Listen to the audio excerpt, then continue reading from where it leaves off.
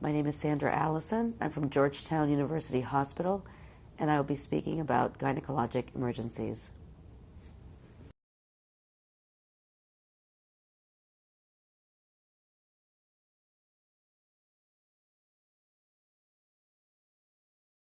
This lecture is on gynecologic emergencies. I have no disclosures. The objectives are to discuss the sonographic features of and pitfalls in diagnosing ovarian torsion, discuss sonographic features of pelvic inflammatory disease, and list the sonographic features of hemorrhagic cysts and endometriomas.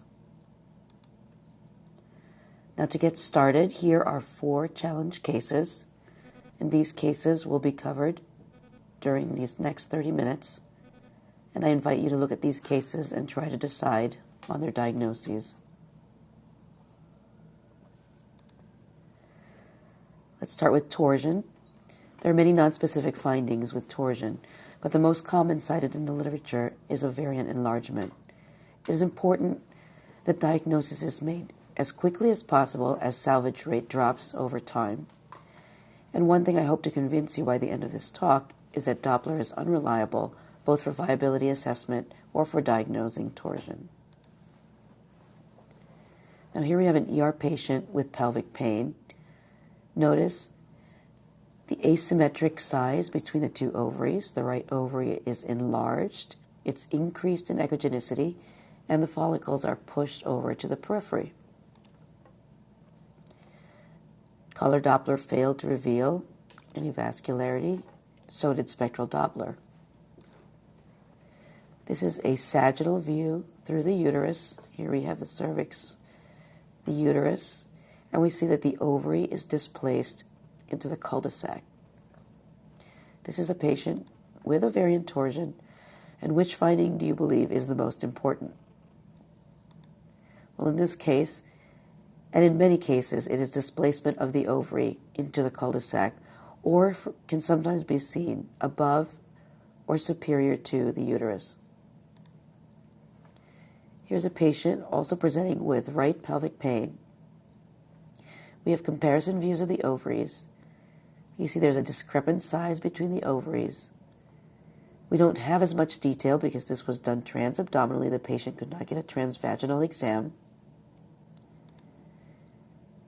And from this study, we see that there is an arterial tracing provided to demonstrate flow in the ovary. Now, if you look closely, it's very hard to tell whether this tracing was obtained from within or around the ovary. This was a patient with ovarian torsion, and the best clue is the asymmetric size enlargement of the affected right ovary. Here's a 13-year-old who presented with acute pelvic pain. You can see here the left ovary is enlarged due to the presence of a hemorrhagic cyst. The color Doppler failed to disclose any vascularity in this ovary. It's unclear whether this is because the ovarian parenchyma is compressed by this large cyst or whether there is lack of flow.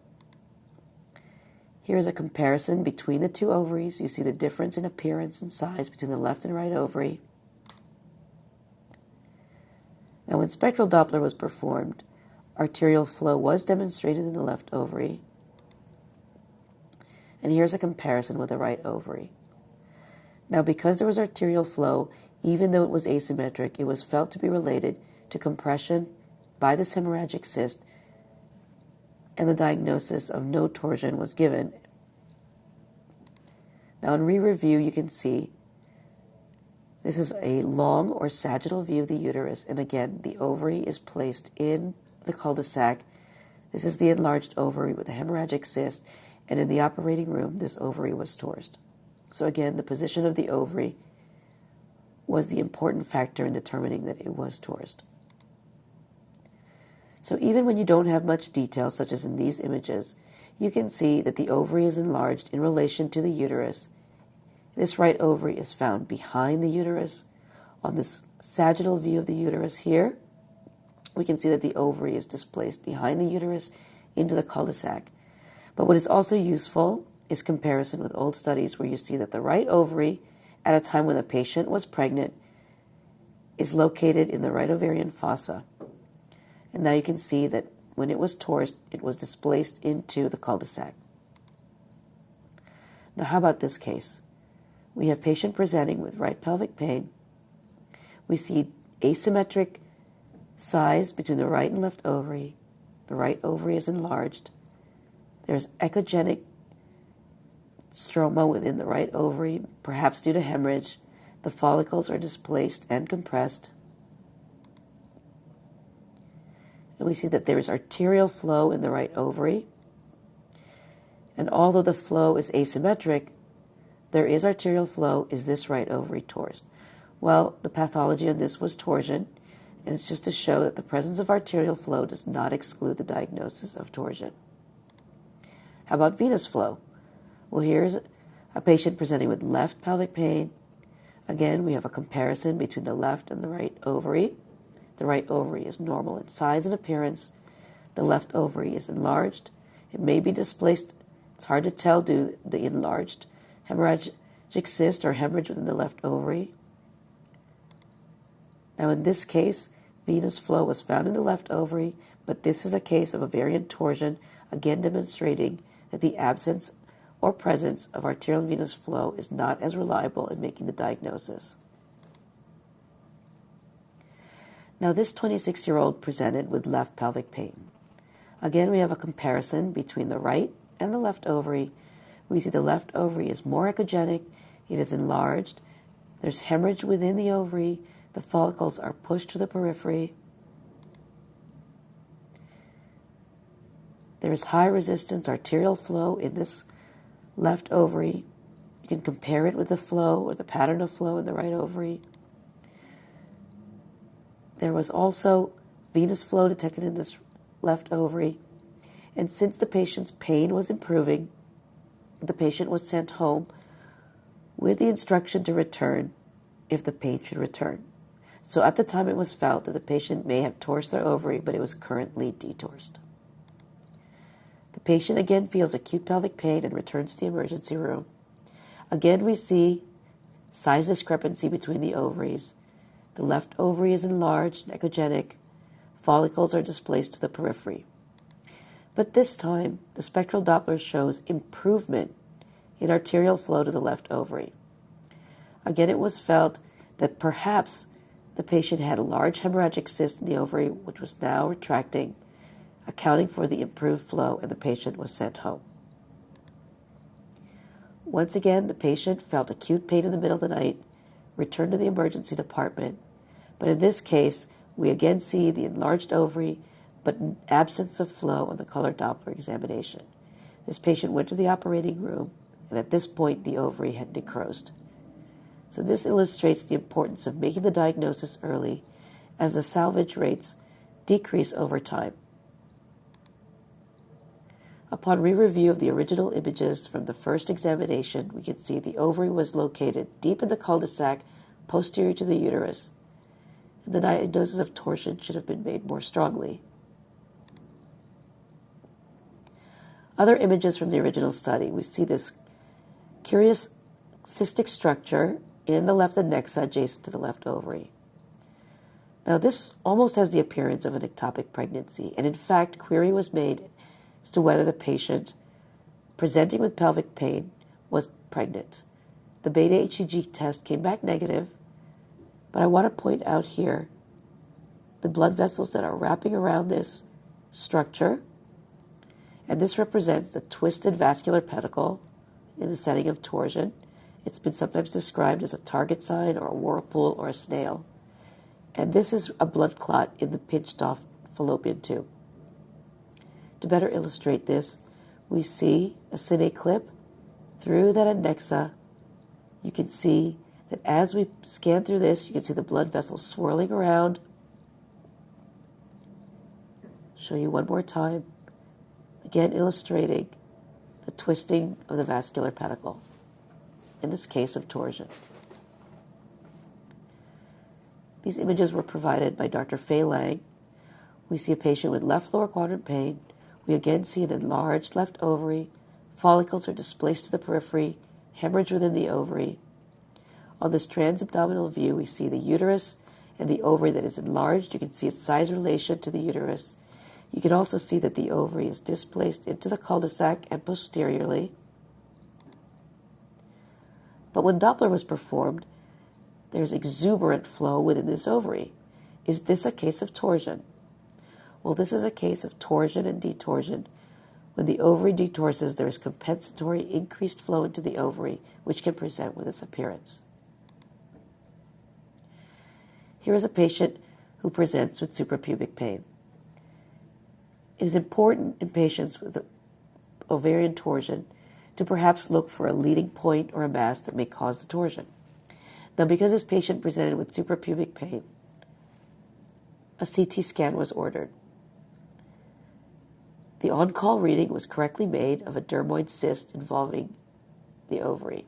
You can see the fat within the cystic structure. But because the patient was presenting with pain, a transvaginal study was performed to exclude torsion.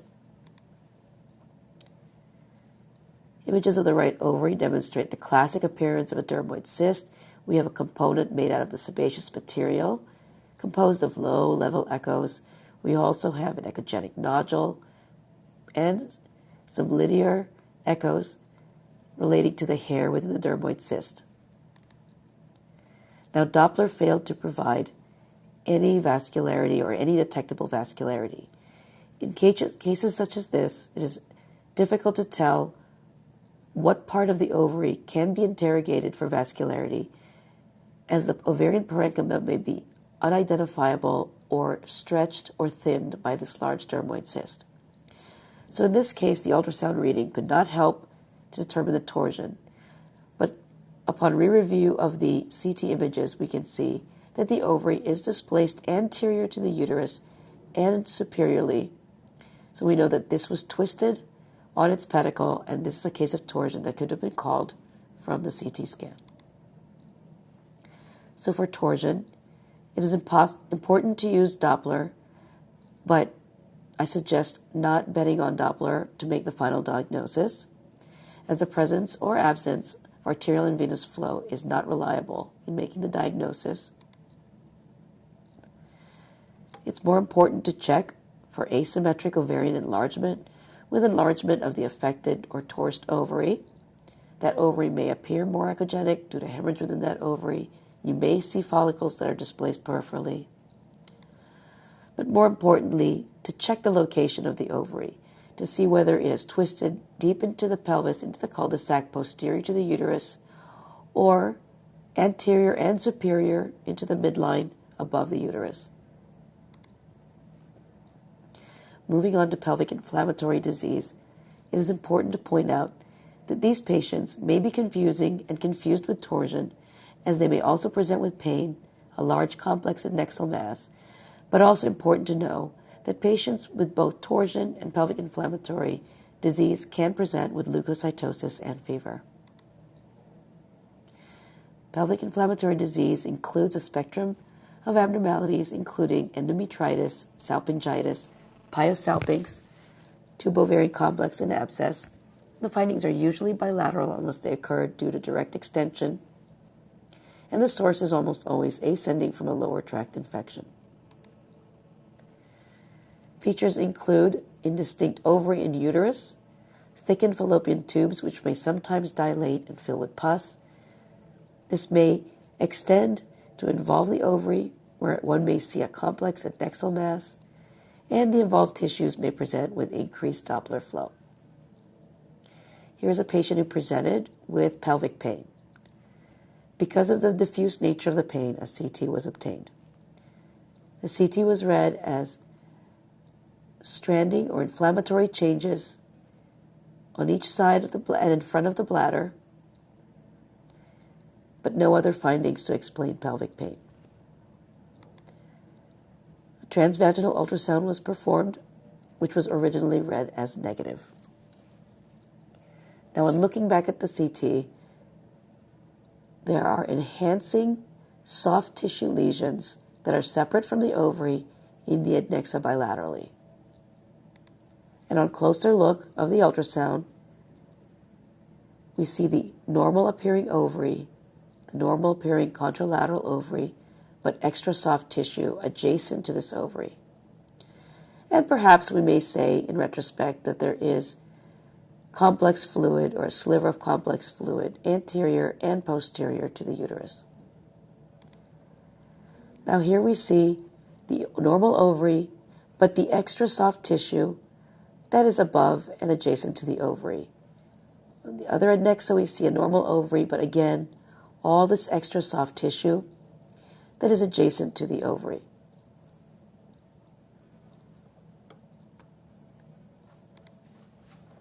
Doppler of this extra soft tissue demonstrated increased vascularity, excluding blood or pus as the etiology, and helping us make the diagnosis of inflamed fallopian tubes in the setting of salpingitis. When the extra soft tissue or the inflamed fallopian tubes is more severe, it may sometimes cause the appearance of the indistinct pelvis. It is difficult to separate, in this case, the ovaries from the uterus from the fallopian tubes. This may sometimes be difficult to distinguish from blood or pus, but with Doppler we can tell that this is vascular material, vascular tissue representing the inflamed, thickened fallopian tubes in salpingitis. Now the upper part of that case described pus around the uterus, and perhaps in retrospect we may see that the uterus is a little indistinct and there may be a sliver of fluid around the uterus. This is a difficult diagnosis to make and is more commonly made in retrospect.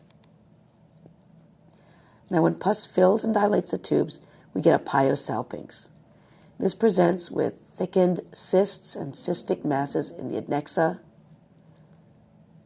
When you try to elongate this in a separate plane, you may see that these are elongated into dilated tubes, and sometimes a cine clip may help and show that these cysts interconnect. Sometimes you may have a fluid level or a Hematosalpinx, and Doppler may help you find vascular thickened tissue with an associated salpingitis. The plicae in the fallopian tube may thicken, forming thick, incomplete septations into the lumen of the tube. This has been called a cogwheel sign and can be seen and help make the diagnosis of a Hematosalpinx. Now this is a more severe case in this patient who presents with diffuse abdominal pain and fever. There's complex fluid deep to and extending into the cul-de-sac. Now when we increase our depth, we can see that there's more extensive involvement. We see complex cystic mass that appears to wrap around the uterus. In the coronal or transverse plane, we do see that this extends laterally, and we can see the extent of the involvement better with this increased field of view or depth. When we look at the adnexa, this complex cystic mass cannot be separated from the adjacent ovary, and this is characteristic of tubo-ovarian abscess. Now, how can one tell the difference between this and cancer? And the answer is really mainly by history. Without the appropriate history, both may present with a similar appearance. This is the CT scan in the same patient. We see a complex cystic mass that is extending from each adnexa into the midline, indistinguishable from the ovaries in this patient with tubo-ovarian abscess. Now, this is a case that proved to be difficult without the proper history. The original report, or the original request read, pelvic pain, exclude torsion. We can see that the ovary appears enlarged. It is posterior to, or perhaps displaced, posterior to the uterus, perhaps in the cul-de-sac, as we can see here. And it's unclear whether there was reliable Doppler flow. So in the setting of acute pelvic pain, torsion can definitely present with an appearance similar, such as this case. But when the referring team came to discuss the case, they provided a very different history of acute pelvic pain, fever, discharge, and severe tenderness on examination. And in that case, tubo-ovarian abscess can be raised, which in fact was the case when this patient went to the operating room. Now, there are some pitfalls because endometriosis and hemorrhagic cysts may also cause acute pelvic pain and present with a similar or overlapping appearance. It is important to make sure that the patient is not pregnant, as ectopic pregnancy would be included in that differential diagnosis. It's also important not to forget that non-gynecologic causes can also cause pelvic pain. Hemorrhagic cysts have many appearances and may be difficult to distinguish from other ovarian pathology. A retracting clot may present as a mural nodule. However, retracting clots tend to have concave margins. Fibrin strands may also appear to represent septations in malignancies. However, fibrin strands are thinner, less reflective, and with no flow on Doppler. Hemorrhagic cyst walls tend to be smooth, whereas in malignancies the wall can be irregular. Hemorrhagic cysts will resolve over time, and it's much more common for a hemorrhagic cyst to mimic a neoplasm rather than the opposite. Now here are some images showing evolution of a hemorrhagic cyst. Acutely, they may appear solid, more echogenic, but over time, as the clot evolves, we see more cystic spaces forming. There's no flow within a hemorrhagic cyst. Over time, as the clot retracts, it may form some concave or straight margins, such as in these cases. And with even more time, these thin, poorly reflective fibrin strands may be seen. Here is a patient who presented with left pelvic pain and the question of a hemorrhagic mass with hemorrhage extending into the pelvis. It is much easier to make the diagnosis of a hemorrhagic cyst on ultrasound. We see a hemorrhagic corpus luteum cyst in the left ovary. But again, it is difficult to tell whether the left ovary is displaced due to the size of this cyst. And when the cyst is large, it may be difficult to find flow in the ovary due to stretching of the parenchyma or even inability to find parenchyma to interrogate. And even with all the technology, it may be difficult to tell whether this ovary is torsed. Now, endometriosis presents with intermittent or cyclic pelvic pain. 80% of endometriosis is found in the ovary. Endometriomas appear with uniform low-level internal echoes. They may present with hyperechoic wall foci. The cyst may be irregular in shape and multiple in bilateral. Here are some examples. You see well-defined cystic structures with uniform low-level internal echoes. You may see bilateral cysts or cysts with irregular shapes rather than perfectly round. You may see echogenic foci along the walls. And the periods of repeated bleeding may cause adhesions that lead to Hydrosalpinx. Now, this is a patient who presents with endometriosis, diffuse pelvic pain, and fever.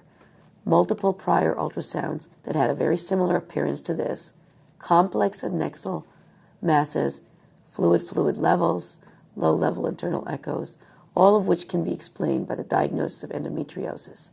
However, blood is a setup for infection, and in this patient with diffuse pelvic pain and fever, the question of pelvic inflammatory disease and tubovarian abscess should be raised, which was found in this patient at pathology. Now here is a 38-year-old who presents with abdominal pain and distension. We have a sagittal view of the uterus, some complex fluid in the cul-de-sac, and posterior to the uterus we see this dilated tubular structure coming to a point. As we scan towards the adnexa, we see perhaps a cystic structure in this area.